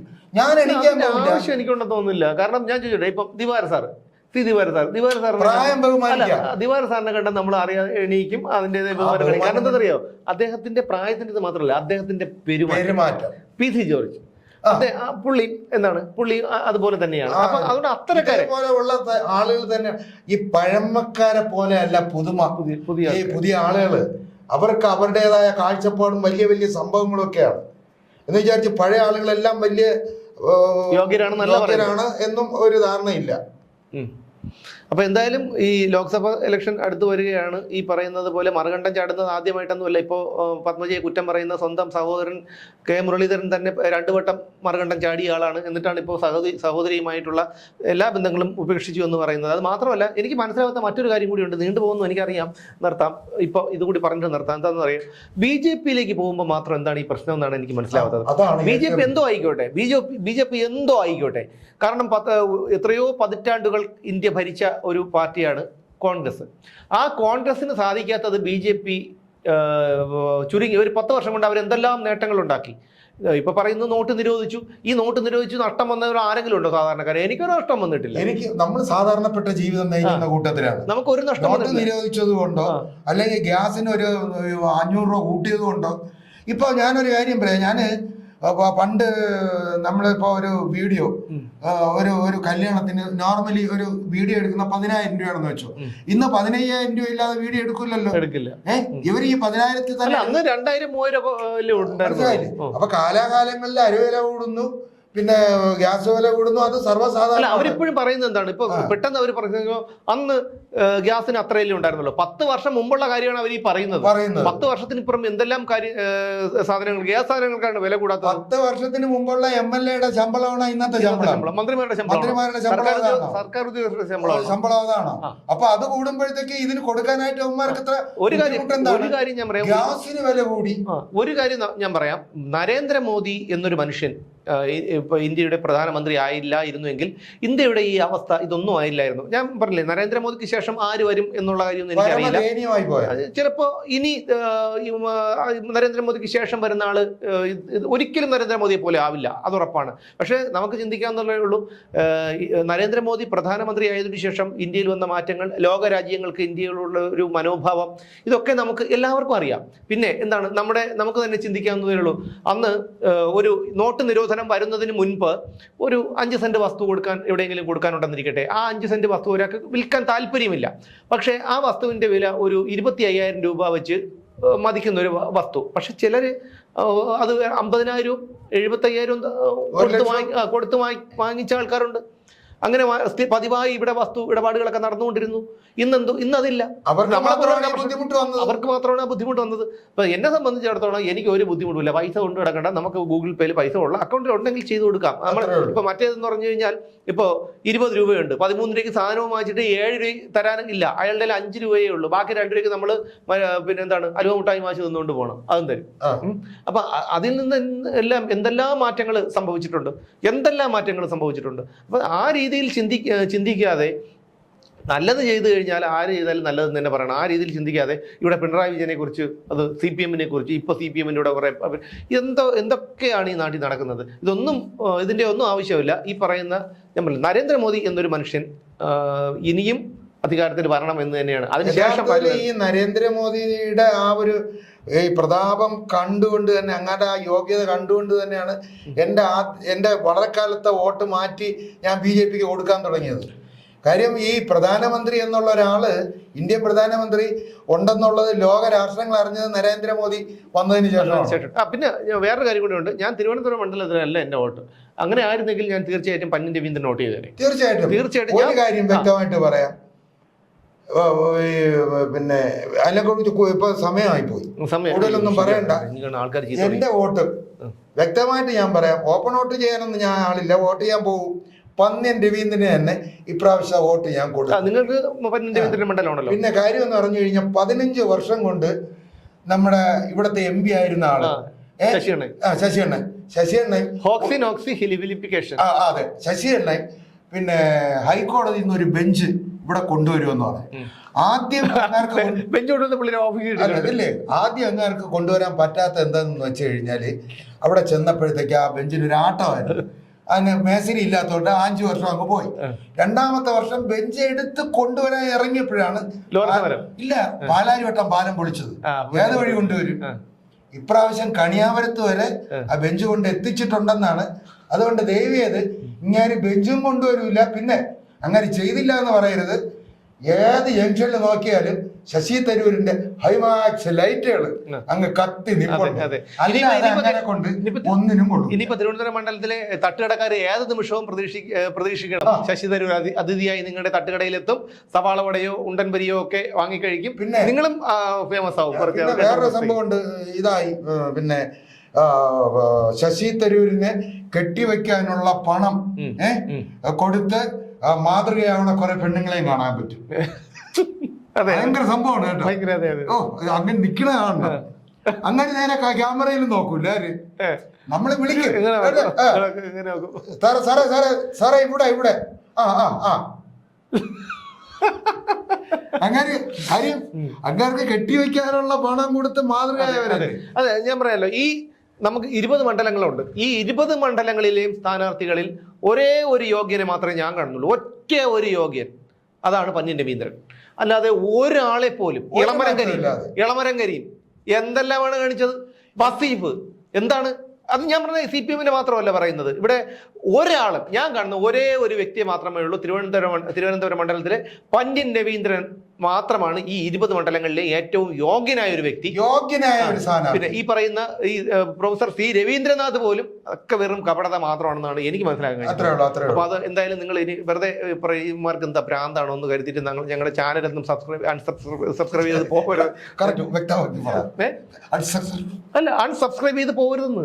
അതിപ്പം നമ്മൾ ഈ ഹിലിഫിലിഫിക്കേഷൻ കൊണ്ട് നടക്കാൻ എനിക്കതും പറ്റില്ല. അത് കൃത്യമായിട്ട് പറയണില്ല. അപ്പൊ അതുകൊണ്ട് എന്തായിരുന്നാലും നമുക്ക് വീണ്ടും കാണാം നാളെ മറ്റൊരു വിഷയത്തിലൂടെ.